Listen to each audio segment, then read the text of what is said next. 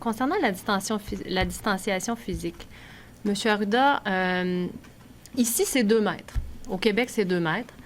Ailleurs dans le monde, c'est souvent 1 mètre. L'OMS recommande 1 mètre. Vous avez laissé entendre la semaine dernière que même lors de l'annonce pour les sports, qu'éventuellement, ça pourrait devenir 1 mètre. Pourquoi on est différent du reste du monde et quand ça va être 1 mètre ici? Il faut comprendre que tout ça est analysé en fonction des risques potentiels. Ce qu'on sait, c'est qu'à 2 mètres, le risque est relativement faible. Ça ne veut pas dire que c'est pas possible. Hein? Vous savez, dans la vie, tout peut arriver. À 1,5 mètre, on a un gain aussi. Encore plus que par rapport à 1 mètre. Fait que c'est ça qui fait le choix. On est allé avec un 2 mètres parce que de toute façon, vous comprendrez que quand on dit 2 mètres, les gens vont se retrouver à l'intérieur du mètre 1,5, 1 mètre aussi, hein, dans quelques occasions. Ça a été une notion de prudence, mais là, maintenant, avec la reprise, je vous dirais, des activités dans la société, avec la faisabilité de certaines choses, avec certaines clientèles qui sont beaucoup moins à risque, notamment les personnes jeunes ou en bonne santé, mais ça se peut qu'on évolue à l'intérieur de ça en regardant aussi les expériences internationales quand ils ont pris certaines décisions par rapport à un autre. Vous savez, c'est comme la tension artérielle. On dit 640 sur 90, on peut la baisser à 120 sur 80. C'est une courbe, souvent en termes de protection.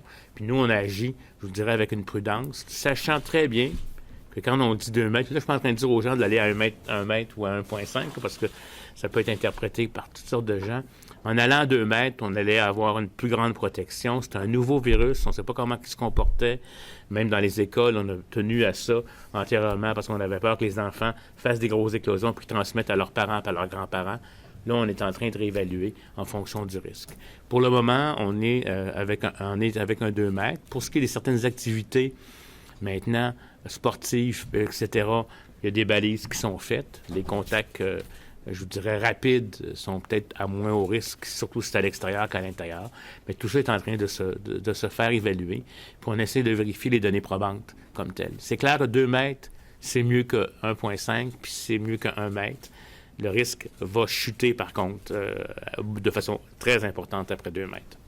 À quel moment vous seriez en mesure peut-être de dire si oui ou non vous allez recommander cette mesure de 1 mètre en fonction de ce qui existe, des données que vous avez déjà, parce que vous comprendrez que ça facilitera bien des choses, notamment les rassemblements intérieurs qui ont été annoncés hier, la restauration également. À quel moment vous pourriez au moins donner une indication aux Québécois? Je vous dirais d'ici, je ne vous dirais pas jour parce que c'est cette semaine, je dirais d'ici quelques semaines, on va être en mesure de le regarder. Il faut voir aussi comment les choses vont évoluer avec ce 2 mètres-là.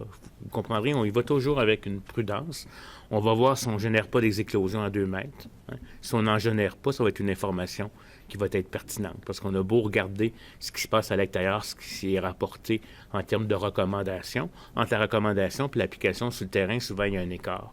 Donc, ce qu'on va vouloir observer, c'est comment ça fonctionne avec le 2 mètres. Si on n'a aucune éclosion qui est associée aux 2 mètres, peut-être qu'à ce moment-là, on pourra abaisser. Si, par contre, on se rend compte qu'on a quand même des éclosions, parce qu'au-delà de la distanciation, il y a toute la question de la manipulation des aliments, etc., par exemple, par rapport au restaurant. On va voir. Mais nous savons, on sait aussi, on ne se le cachera pas, que les gens dans la maison, probablement le 2 mètres, on veut qu'il soit respecté entre les familles, mais on sait très bien que des fois, le 2 mètres, il rapetisse un peu, etc.